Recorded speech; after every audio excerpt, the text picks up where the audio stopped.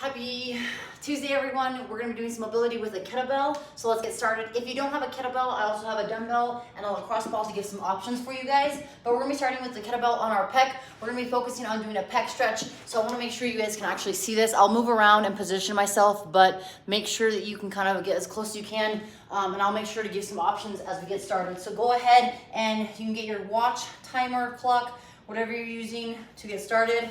We're gonna start with that kettlebell on our pec muscle. So kettlebell is gonna be in the shoulder, and then I'm going to have my elbow in line with my shoulder, wrist in line with my elbow, and I'm gonna do some internal and external kind of windshield wipers, if you wanna think of it, with your forearm or lower arm. We have 1 minute where we're just kind of working back and forward with this. The kettlebell is on your pec muscle, not directly on the bone. It's kind of at an angle, but it's pinning the shoulder down to the floor as you move through this range of motion. This will help your joint, shoulder joint specifically. If you do not have a kettlebell, you can use a dumbbell. Same thing, dumbbell will pinch kind of on the shoulder, you're pressing into the pec. Same thing, you'll work that range of motion. You can always grab a light dumbbell or kettlebell to use for this. Now, if you don't have a dumbbell or kettlebell, you have a lacrosse ball, you are just gonna lay on that lacrosse ball on the pec muscle. So you're gonna rotate, have that ball right there, and you're gonna lean into it here, and you'll just stay here for that 1 minute, working through any tight spots. So that wraps up 1 minute. Then we're gonna switch, we're gonna go to the other side. I'll rotate so you guys can see me. Same thing, grabbing that kettlebell, and I'm pinning it on the shoulder, elbow in line with my shoulder as my wrist or palm, lower arm rotates. I want to think of keeping my elbow in line versus moving it, at least specifically for this series of stretches. So your legs can be like so, you can extend them out in front of you, but focusing on pinning the shoulder down with the lacrosse ball, we have about another 30 seconds here rotating. So you can go as fast, as smooth as possible, or slow as possible. So the tempo is up to you. Notice that my external rotation, where my wrist is getting to the floor, is way better than my internal rotation. So this is what I'm getting about here. So if I can get a little bit further, but again, I'm trying to keep the shoulder on the floor. And she decided to come join us because she sees there is a ball over here. She's doing a pretty good job of not touching it. I think she wants me to throw it. All right, cool, that's gonna finish. So now we're gonna come to our hip. So if you're using the lacrosse ball, you're gonna roll over onto the floor, putting the lacrosse ball inside the hip, like so, and you're gonna work into that position. You can press up and press down. If you're not using the lacrosse ball and we're using our kettlebell, then you're gonna be using the handle of the kettlebell, and again, it's inside of your hip joint. Punch me down, go get it. So you got the kettlebell handles inside the hip, it's not on the hip. So you're pinning the kind of the psoas right there. You're gonna extend the bottom leg and then bend the leg. You can even lift the knee as well. You can even go straight leg and then lift. So you're pinning that small little muscle in there. The psoas connects from the front of your pelvis base and then connects through the body to the lower back, attaches to the lower back. So be very gentle with this stretch. Again, you can find a spot here, keep the kettlebell stable, and then extend and bend, or you can just kind of move the kettlebell side to side. If you have a dumbbell, it's gonna be really hard to do this, so I would suggest using the lacrosse ball if you don't have a kettlebell. Go, we'll switch. Same thing, opposite side. Entropy, come here, bring me the ball. Good, it's the same thing, opposite side. Again, I'm inside the hip. I'm not on the bone. I'm gonna bend, straighten. I'll lower this leg so you guys can kind of see. But again, it's inside the hip joint. I can lift my knee if need be, but working on slowly massaging it out there. I recommend starting with a light kettlebell. It's going to allow you to have better range of motion and better use in terms of the leg, but also the weight. Good, so relaxing into it.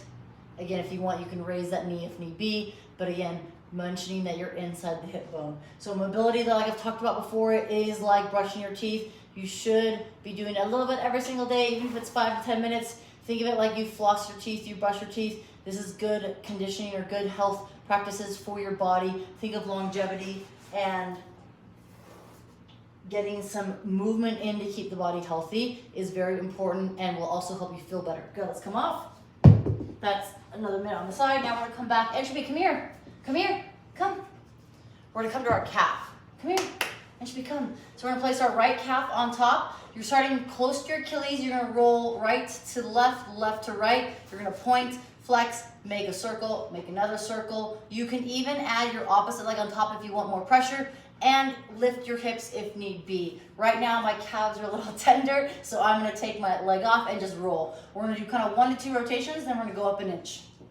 And you're gonna work your way up to the calf, point, flex, make a circle. We have 1 minute here, about 20 more seconds, excuse me, but I wanna make sure that I'm getting up to the gastrocnemius, which is that big meaty part of your calf, that top muscle. The soleus is that lower calf muscle. So if you do a lot of running, a lot of walking, a lot of hiking, this is great to take care of your feet and Achilles. Targeting the calves will help with that. Good. And let's switch. So same thing, starting low and working high.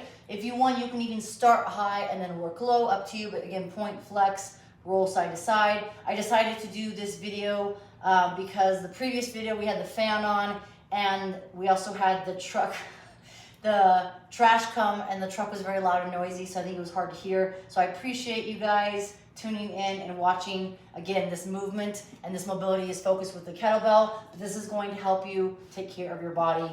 If you guys love this content and you're looking for more, I have lots more videos on my app. It's $1 for the first 30 days, and you can follow along with 60 mobility videos. They last anywhere from 7 to 12 minutes. You can get them in your morning, afternoon, evening, before bed, whatever it might be. If you're looking for more in terms of a workout program, looking to lose fat and build some lean muscle tissue, I have my CrossFit style, high intensity style workout program, which takes about an hour, and that will help you reach your goals. So if you have any questions, let me know, or check out the link below.